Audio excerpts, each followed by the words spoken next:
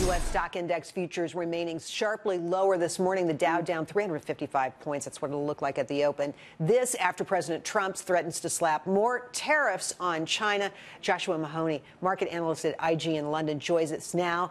Good morning, Joshua. Markets on edge, obviously, that and more. Do you think a trade war could break out, or are we already there? Yeah, morning. I mean, ultimately, the way that we have been perceiving things recently is that, of course, there's been a little bit of a tit for tat between the US and China, but by and large, we always thought there was going to be a positive resolution. What we've now heard from Donald Trump in terms of him directing US trade representatives to find another $200 billion worth of Chinese goods for them to apply a 10% tax on.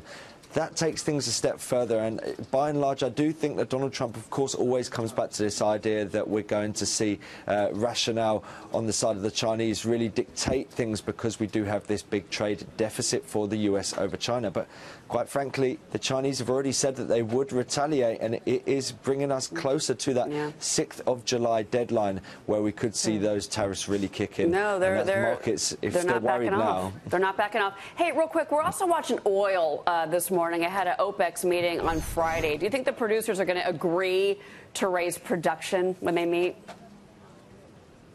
Well, look, it depends who you're looking at. In terms of the Saudis and the Russians, of course, they have the most standing. The Russians aren't even within OPEC, but certainly they're the ones driving this idea that we're going to see a rise in terms of production. But we're now hearing Iran, Iraq, Venezuela all going to try to veto any plan to do so. So it's down to whether we see 1 million barrels raised in terms of production. Anything less than that, I think markets are going to take as being somewhat underwhelming. Well, interesting. Joshua, thank you for the perspective. Appreciate it.